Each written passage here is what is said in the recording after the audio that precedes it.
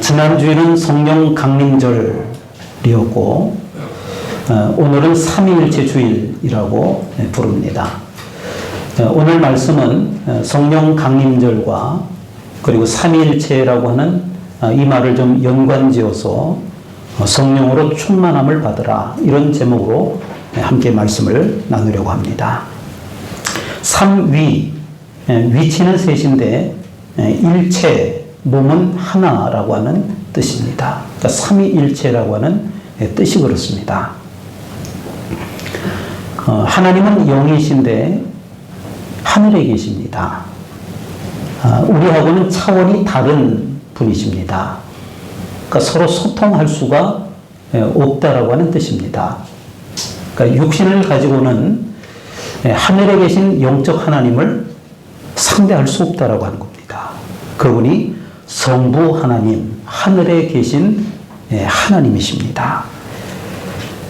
그래서 구약의 하나님은 육신의 눈으로는 볼 수가 없었습니다. 구약 성경 어디에도 하나님을 직접 보았다라고 하는 표현이 없는 겁니다. 아브라함이 하나님을 만났습니다. 창세기 18장 1절과 2절입니다. 여호와께서 마므레의 상수리 나무들이 있는 곳에서 아브라함에게 나타나시니라.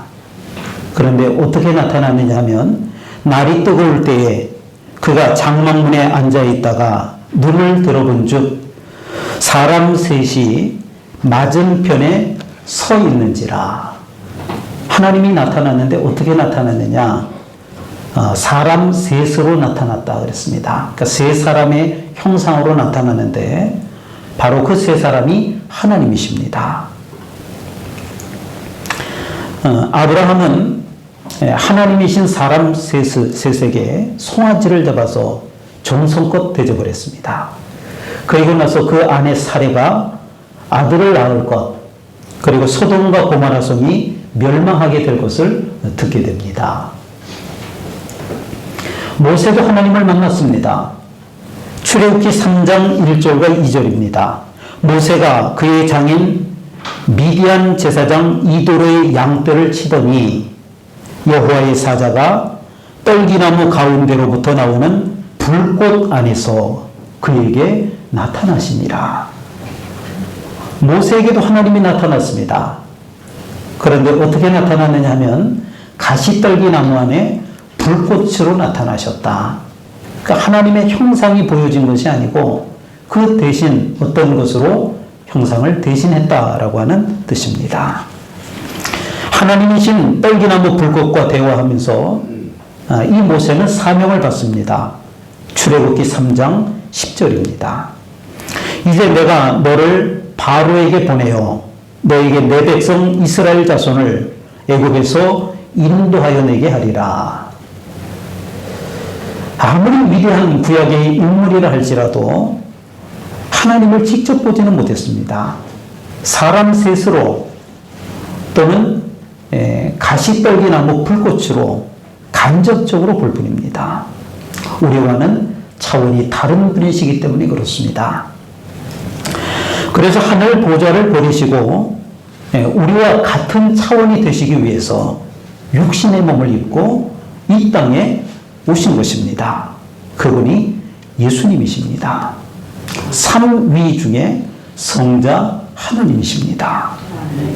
말씀이 육신이 되어 우리 가운데 거하심에, 하나님은 우리와 차원이 다른 분이신데 우리와 교제하기 위해서, 우리를 친히 만나시기 위해서 우리와 똑같은 육신의 몸을 입으신 겁니다. 이것을 인카네이션, 성육신이라고 표현합니다. 지금으로부터 2000년 전에 시간적으로 그렇다는 겁니다. 또 팔레스타인이라고 하는 곳에 장소, 공간적으로 그렇다라고 하는 겁니다. 하나님이신 그 예수님이 이 땅에 내려오셨습니다. 오셔서 우리에게 복음을 주심으로 우리의 죄의 문제를 해결해 주시고 영원한 생명을 다시금 회복시켜 주셨습니다. 그러나 그 예수님은 우리와 똑같은 육신으로 오셨기 때문에 한계가 있으셨습니다. 2000년 전이라고 하는 과거의 한 시점입니다. 33년은 사셨지만 공생의 3년이라고 하는 그 짧은 시간적 한계가 있으셨습니다. 또 우리하고는, 그러니까 우리나라하고는 정지구 반대편에 있는 팔레스틴이라고 하는 그 지역이라고 하는 공간적 한계도 있으십니다. 우리하고는 전혀 소통할 수 없는 육신의 몸을 입고 시간적으로 공간적으로 다른 곳에 오셨다라고 하는 겁니다. 그래서 예수님께서는 여러 차례에 걸쳐서 내가 성령을 보내주겠다, 그렇게 약속을 하셨습니다. 요한복음 14장 16절의 말씀입니다. 내가 아버지께 구하겠으니 그가 또 다른 보혜사를 너희에게 주사 영원토록 너희와 함께 있게 하리니. 아멘. 성령님은 거룩한 영이십니다. 아멘. 시간과 공간을 초월을 해서 우리 안에 거하실 수 있는 분이십니다. 이 삼위일체를 다시 한번 간략하게 정리를 하면 삼위일체 중에 성부 하나님은 하늘에 계신 우리가 도저히 범접할 수 없는 그런 분이십니다. 그런데 성자 예수님으로 2000년 전에 이 땅에 잠시 오셔서 우리에게 죄의 문제를 해결해 주시고 영원한 생명을 주신 겁니다. 그리고 그 예수님은 우리에게 약속하신 대로 성령 하나님, 시간과 공간을 초월해서 언제든지 우리 안에 계시는 성령님을 보내주신 것입니다. 하나님이 우리와 함께 하시리라. 그 하나님은 바로 성령 하나님, 우리 안에 계시는 그 하나님이십니다. 예수님께서 부활 승천하시고 오순절날이 되었습니다. 예수님이 하늘에 올라가시자 제자들과 따르는 무리들은 두려움에 떨고 있었습니다. 박해가 시작되었기 때문입니다. 그렇다고 그들이 가만히 있을 수 없었습니다. 두려움을 떨쳐내고 예수님께서 성령을 보내주겠다 약속하셨기 때문에 그 약속의 말씀을 믿고 다락방에 모여서 열심히 기도했습니다. 그때 사도행전 2장 1절부터 4절에서 묘사하고 있는 대로 성령께서 임한 것입니다. 바로 그날이 지난주 성령 강림절입니다. 성령이 임하면서 제자들과 따르는 무리들이 담대해졌습니다. 죽음을 무릅쓰고 거리로 뛰쳐나가서 예루살렘 거리에서 담대히 복음을 전한 것입니다. 달라진 시점이 있습니다. 성령이 강림했다라고 하는 겁니다. 그들이 예수님을 따라다니며 예수님으로부터 오랜 시간 교육은 받았지만 박해가 시작되었을 때 길거리에 담대하게 나가지 못했습니다. 나간다라고 하는 것은 붙들린다라고 하는 것이고 10중 8구는 순교당할 수 있는 두려움의 상황이었습니다. 그러나 그들에게 성령이 임하자 일순간 그들의 태도가 달라진 겁니다. 죽음을 무릅쓰고 주의 복음을 들고 전한 줄로 믿으시기를 바랍니다.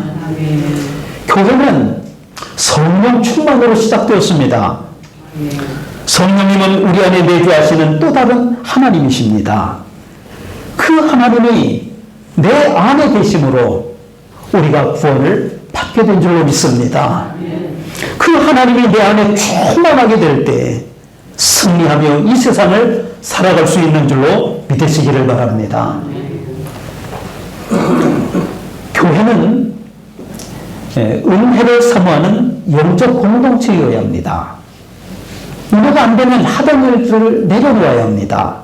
내려놓고 은혜의 자리를 사모해야 합니다. 교회는 책임을 감당하는 영적 공동체여야 합니다. 다수가 은혜를 받으려고 하면, 우리가 은혜를 받으려고 하면 누군가가 그 역할을 감당해야 합니다. 내가 하고 싶은 것을 해서는 책임을 감당하는 모습이라고 할 수 없습니다. 그런데 여러분, 이 모든 것을 성령께서 하게 하신다라고 하는 사실입니다. 사실은 교회는 내가 하려고 하면, 내가 열심을 내려고 하면 쉽게 지칠 수밖에 없습니다. 하다 보면 시험에 들 수밖에 없습니다. 그러나 성령께서 하게 하시면, 성령께서 나와 함께 하시면 넉넉하게 감당하고 승리하게 될 줄로 믿습니다. 그러므로 신앙생활, 교회생활이란 다른 것이 아닙니다. 성령 충만을 사모하는 것입니다. 성령으로 충만한 삶을 사는 것입니다. 오늘 말씀 18절에서 성령에 대해서 언급을 하는데 두 가지를 대조하고 있습니다. 하나는 술 취하지 말라, 이는 방탕한 것이니, 또 하나는 오직 성령으로 충만함으로 받으라. 첫째는 술 취하지 말라, 이는 방탕한 것이니. 아파트 윗집과 아랫집이 이 층간소음 문제로 인해서 큰 다툼이 일어났습니다. 그래서 그 아랫집에서 흉기를 들고 올라가서 횡패를 부린 어떤 사건이 있었습니다. 그런데 그 횡패를 부린 사람은 놀랍게도 그 당시 경기 북부경찰서의 경찰 간부였다고 합니다. 그 경찰 간부는 출동한 경찰에 의해서 연행이 되었고, 그 경찰 상부위원회에서는 해이해진 그 경찰을 바로잡기 위해서 엄한 징계를 내릴 예정이다, 이런 뉴스가 예전에 있었습니다. 여러분 한번 생각해 보십시오. 경찰 간부가 아무리 욱했다 하더라도 흉기를 들고 시민을 위협했다, 지켜야 될 그 시민을 위협했다, 이게 잘 이해가 안 되죠. 층간소음 문제 때문에 그 경찰 간부가, 경찰의 높은 사람이 흉기를 들고 올라가서 그 사람을 위협했다는 거예요. 이해가 됩니까? 안 되죠. 그죠? 근데 사실은 제가 한 단어를 좀 빼놓고 얘기한 겁니다. 아마 제가 이 말을 하면 이해를 할 겁니다. 한번 말해볼까요? 만취 상태로 흉기를 들고 횡패를 부렸다. 이해가 가시죠? 만취 상태입니다. 성경은 술을 마시지 말라, 이렇게 말하고 있지 않습니다. 술 취하지 말라, 이렇게 말합니다. 사실 술이라고 하는 것은 일종의 음식입니다. 음식을 적당히 먹듯이 이 술이라고 하는 것도 적당히 마시면 별 문제는 없습니다. 그러나 만취 상태, 술에 취하게 되면 문제가 되는 경우를 종종 봅니다. 밥을 10그릇 먹는 사람은 별로 없습니다. 가끔 먹방하는 사람들이 10그릇씩 먹어서 우리가 놀라긴 합니다. 극히 드뭅니다. 그런데 술은 이상하게도 그 먹어야 되는 그 양의 10배, 20배, 30배를 먹습니다. 이는 방탕한 것이니. 우리 사회의 대다수의 범죄는 술에 취하면서부터 시작되는 것을 봅니다. 성폭행, 폭력, 대부분이 술 때문인 경우가 참 많습니다. 특히 신앙 안에서 술 취함의 문제는 더욱 큰 문제를 일으키기도 합니다. 30여 년 전에 경기도의 어느 한 교회에서 담임 목사님이 은퇴를 하면서 새로운 담임 목사님이 부임을 하게 되었습니다. 처음으로 교회 중직들과 식사 자리를 갖게 되었습니다. 그 목사님은 자신이 먼저 자리를 떠나게 되면 술잔이 돈다라고 하는 그 교회 전통을 소식을 들어서 알고 있었습니다. 그래서 그 목사님이 파격적 제안을 했습니다. 우리 즐거운 자리인데 맥주 한 잔 정도는 하시지요. 그 목사님이 제안을 한 겁니다. 그러니까 그 목사님의 의도는 차라리 양성화를 해서 이 교인들이 취해서 일어나는 그 여러 가지 문제들을 좀 제거해보자, 이런 뜻으로 그렇게 제안을 하신 겁니다. 중직들이 깜짝 놀랐습니다. 맥주를 한 잔씩 따르고 목사님이 건배를 제안했습니다. 물론 그 목사님은 건배 후에 마시지 않고 술잔을 내려놓았습니다. 그 교회 소문이 퍼졌습니다. 우리 교회 목사님은 이해심이 많아, 열린 마음을 가진 목사님이야. 그러면서 막 교인들이 환호를 했다고 합니다. 그리고 얼마 지나지 않아서 그 교회에 건축이 일어났습니다. 건축을 하게 되었습니다. 서로 다른 의견으로 인해서 교인들 간에 갈등이 일어났습니다. 그런데 그 불똥이 엉뚱한 곳으로 튀었습니다. 목사님이 교인들에게 술을 권했고 그 목사님도 술을 마신다라고 하는 그런 소문이었습니다. 그 목사님은 술을 마실 줄도 모르고 그날도 술잔을 내려놨을 뿐입니다. 그러나 그 문제가 걷잡을 수 없이 문제가 되었습니다. 결국 목사님은 임지를 옮기게 되었고 그 교회는 풍지박산이 되었다라고 하는 이야기를 목회 촌년 시절에 들었던 기억이 납니다. 제가 평생 목회를 하면서, 물론 우리 교회는 아닙니다. 제가 본 광경이 있습니다. 처음에는 교인들 간의 운명을 시작합니다. 그런데 나중에는 술로 인해서 교인들 간의 왼수가 되는 것을 수없이 보았습니다. 교회 모임에서는 술을 마시지 않아야 합니다. 왜냐하면 정신이 혼미해지면서 사탄이 역사하기 때문에 그렇습니다. 제가 술 취하는 정도는 아니더라도 술을 조금씩 마시고 즐겨 마신다라고 하면 여러분들에게는 어떻게 보이시겠습니까? 여러분들 스스로는 좀 마셔도 제가 마시는 것은 반대할 거 아니겠습니까? 교회 이름으로 모였을 때는 술은 안 됩니다. 교인들끼리 모였을 때는 술은 안 됩니다. 특별히 교회 중직자들이라고 하면 교인들과 술자리를 해서는 안 됩니다. 왜냐하면 사탄이 역사하기 때문에 그렇습니다. 술 취한 상태에서 서로 격려하고 위로해 보셨습니까? 술 취한 상태에서 어떤 것이 올바른 신앙인지 토의해 보셨습니까? 자신의 잘못은 깨닫지 못하고 아마 누군가를 원망하고 있을 것이고 또 누군가를 흉볼 뿐입니다. 세상의 술 취함은 때때로 서로 간의 돈독함을 느끼게 하는가 봅니다. 그러나 세상과 달라서 교회의 술 취함은 사탄의 역사에서 나쁜 본성을 자극하는 것입니다. 술 취하지 말라. 이는 방탕한 것이니. 둘째는 오직 성령으로 충만함을 받으라. 술로 충만하게 되면 술의 지배를 받습니다. 평소에 하지 못했던 말도 술에 취하게 되면 하게 됩니다. 평소 하지 못했던 행동도 술에 취하게 되면, 그 술이 충만하게 되면 술 힘을 빌어서 그 행동을 하게 됩니다. 그런데 그 하는 일이라고 하는 것이 나를 지배할 때, 술이 나를 지배할 때 하는 일이라고 하는 것이 다른 것이 아닙니다.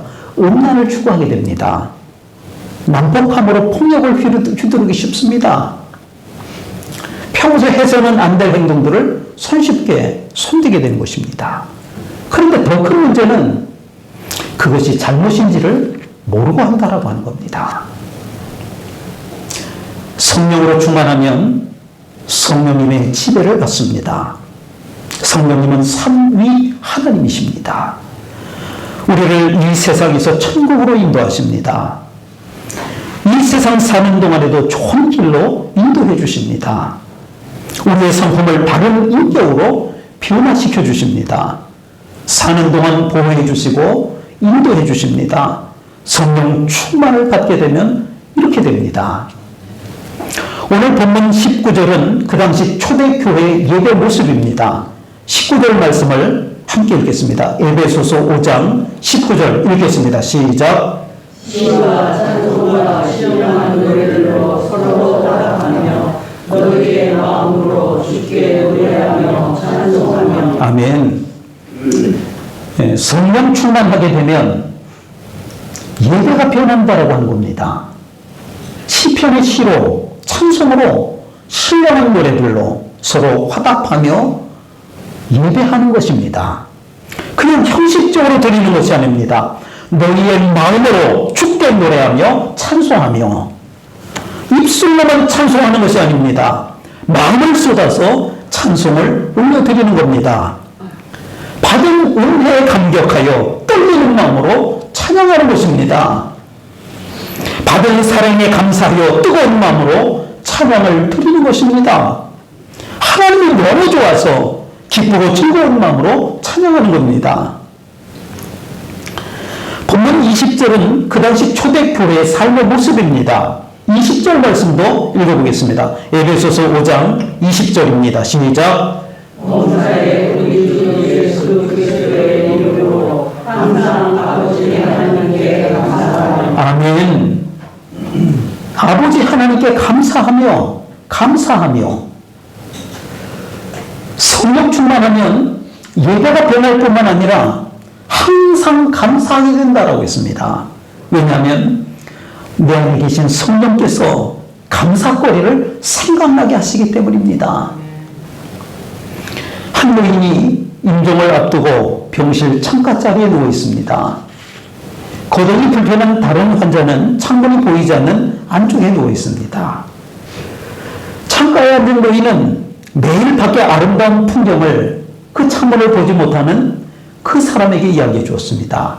오늘은 아이들이 공원에서 뛰어노네요.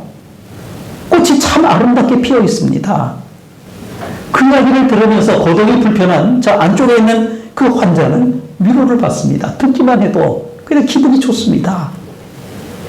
창가의 노인이 세상을 떠나고 거동이 불편한 환자가 그 창가 자리로 옮겨졌습니다.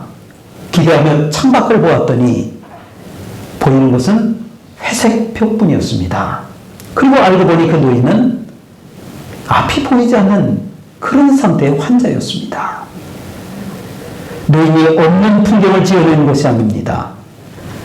감사하는 마음으로 다른 사람에게 소망을 준 것입니다.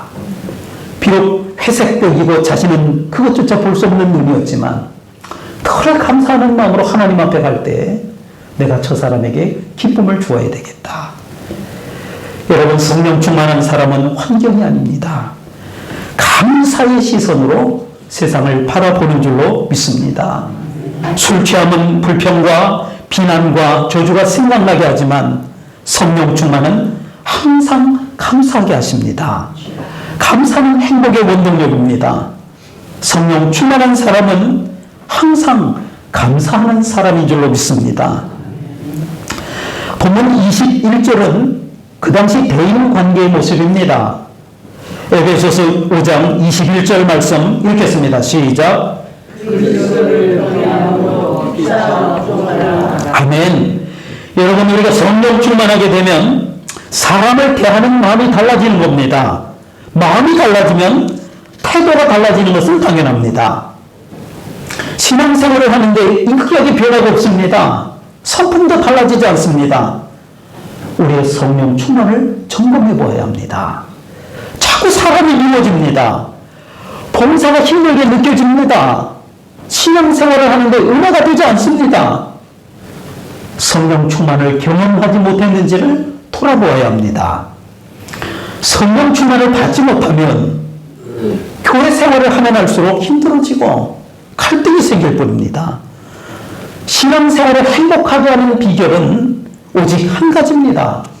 성령 충만입니다. 그래야 예배가 은혜가 되고 항상 감사하게 되는 것입니다.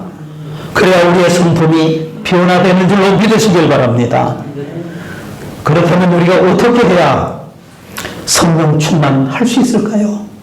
제가 늘 말씀을 드리는 그 말씀들을 다시 한번 정리해서 성령 충만을 받는 그 비결에 대해서 좀 소개를 해보려고 합니다. 두 단계로 고쳐야 합니다. 첫 번째 단계는 말씀을 들어야 합니다. 말씀을 들어야 합니다. 요한복음 1장 1절의 말씀입니다. 태초에 말씀이 계시니라. 태초에 뭐가 계셨다고요? 말씀. 이 말씀이 하나님과 함께 계셨으니 이 말씀은 곧 하나님이시라. 말씀이 하나님이라고 하는 겁니다.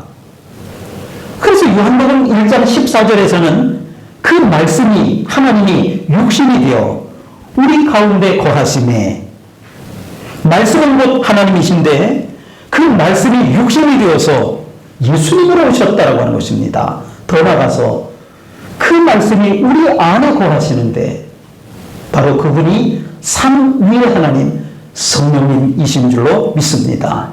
우리가 하나님의 말씀을 듣는다라고 하는 것은 성령께서 우리 안에 거하신다라고 하는 말씀인 것입니다. 말씀을 들을 때 은혜가 임하게 되면서 복음이 깨달아지는 것입니다. 거기서 끝이 아닙니다. 거기서 끝나서는 안 됩니다. 사실 이 말씀은 머리로 듣는 겁니다. 그래서 사실은 우리가 정확히 표현을 해야 되는데 말씀을 듣고 여러분들이 간혹 저에게 은혜받았습니다. 정확히 말하면 은혜를 받은 게 아닙니다. 말씀을 듣고 깨달아진 겁니다. 은혜를 받는 게 아니에요. 그렇구나. 깨달아지는 거예요. 하나님의 말씀을 들으면 깨달아지는 거예요. 그렇구나. 정확한 인사는 뭐예요? 말씀을 듣고 깨달았습니다가 맞습니다. 그렇게 되는 거예요. 머리로 듣는다라고 하는 것은 이성, 우리 마음은 감성입니다. 우리 머리는 이성입니다. 이성으로 깨달았다라고 하는 뜻입니다. 깨달은 거예요. 그럼 두 번째 단계는 뭐냐? 그 말씀이 가슴으로 내려와야 합니다.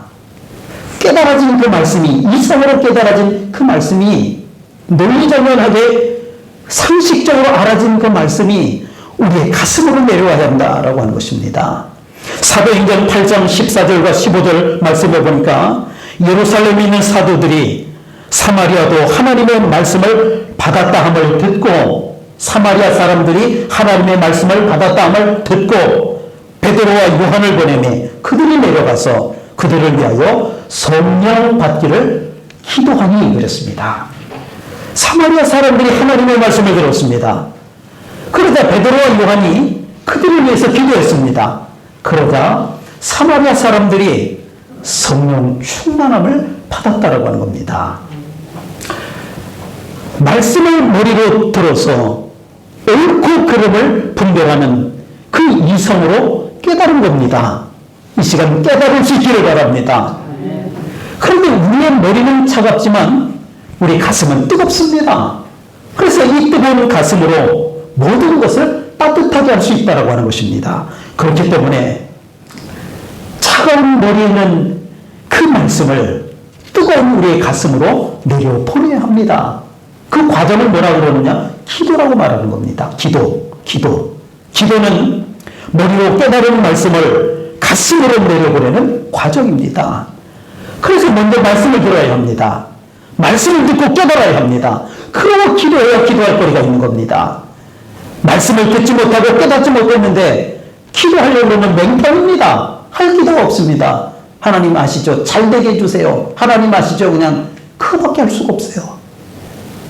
하나님의 말씀이 깨달아졌으면 그 말씀을 가슴으로 끌어내리시길 바랍니다. 기도하시길 바랍니다.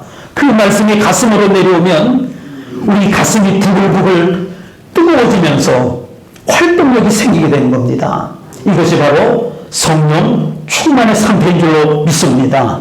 우리가 성령 충만하게 되면 예배가 은혜가 됩니다. 범사에 감사하게 됩니다. 우리의 인격이 성숙해집니다. 우리의 성품이 변화되는 것입니다. 말씀을 정리합니다. 성령 충만이란 하나님이 내 안에 계시는 겁니다. 그래서 나를 지배하는 겁니다.